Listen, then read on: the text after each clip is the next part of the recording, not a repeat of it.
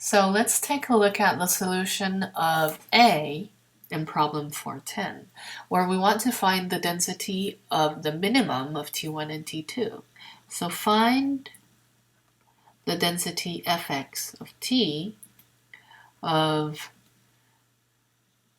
x given as the minimum of T1 and T2.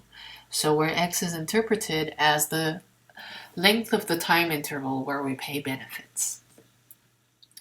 So the hint tells us, look at the probability that x is greater than t. So first of all, let's just write down let t be greater than 0, because it's really not very interesting for t smaller than 0, since both the lifetimes are positive. So consider the probability that x is greater than t. Well, that is equal to the probability that the minimum of T1 and T2 is greater than T. So let's just write this down here. 1 is the minimum of T1 and T2 greater than T. Well, T1 and T2, the smallest value among T1 and T2 is greater than T if and only if both T1 and T2 are greater than T. Because if the smallest of T1 and T2 is greater than T, then the biggest of those two will also be greater than T.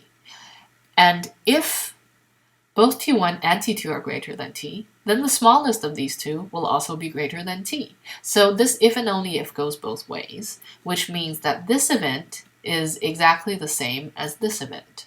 So that means that I can write the above as the probability that T1 is greater than T and T2 is greater than T. And this is how I use the hint. So recall that we noted before a very important assumption, because we assume that T1 and T2 are independent. And since they are independent, the probability of T1 being greater than T and T2 being greater than T is just equal to the product of probabilities. So it looks like this. And what is the probability that T1 is greater than T? So you might recall that we have assumed that both are exponentially distributed with these densities. So given this density, you may find, either by memory or by integrating this to find the distribution function and then finding the survival function, but given this density, you may find that the probability that Ti is greater than T is equal to e to the minus lambda I t for t greater than 0 and I equal to either 1 or 2, depending on if you're looking at T1 or T2. So that means that this is equal to e to the minus lambda 1t multiplied by e to the minus lambda 2t. So if you're not sure how I found the distribution, how I found the survival function here using the density, then go back and take a look at the second chapter.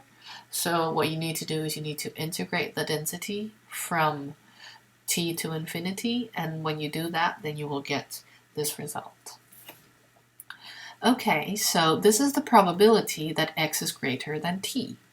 As we noted earlier, we can find the density of x.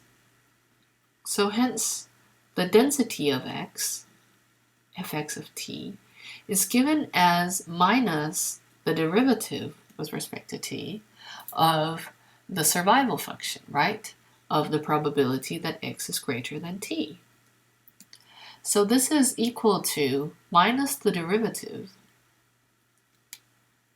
of e to the minus delta 1 plus delta 2t.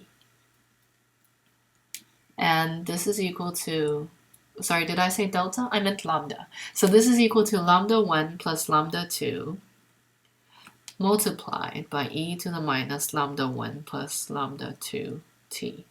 And what this means is the distribution of x can be recognized as the exponential distribution with parameter lambda 1 plus lambda 2. And that is pretty sweet. So that also means that the mean value of x is equal to 1 over the mean value of t plus the mean value of t1 plus the mean value of t2. So that was the solution of A, and in the next video we will look at the solution of B.